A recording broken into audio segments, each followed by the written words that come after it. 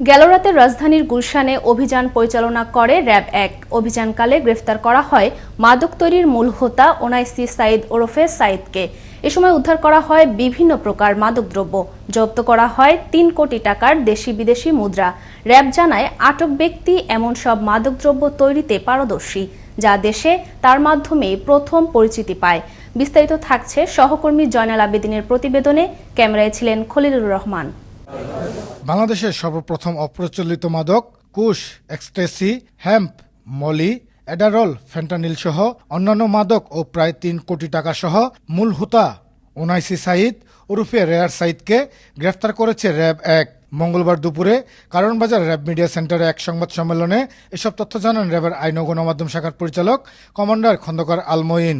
বাংলাদেশে প্রথমবারের মতো যে মাদক ইস্টাসি সেটা আমরা উদ্ধার করতে সক্ষম হই।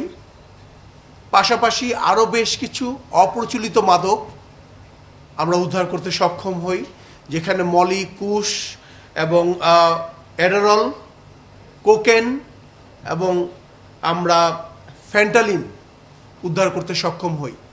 র‍্যাব জানায়, উচ্চশিক্ষিত এই সাঈদ বিদেশে লেখাপড়া করার সময় এই মাদকের সাথে পরিচিত হয়ে পরিকল্পনা করে কিভাবে দেশে এনে ব্যবসা করা যায়। পরে ২০১৮ সালে তার বাবার টেক্সটাইল ব্যবসার আড়ালে পুরোদমে শুরু করেন।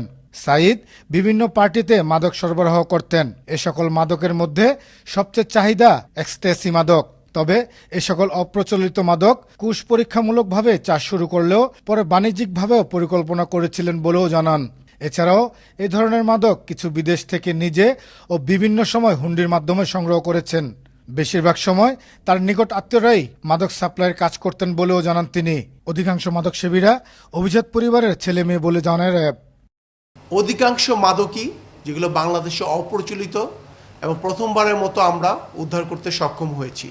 কুশ নামে একটি মাদক, সেখানে গাছ লাগিয়েছেন এবং সেটি উনি বিপণন এবং ভবিষ্যতে রপ্তানি পরিকল্পনা করছেন।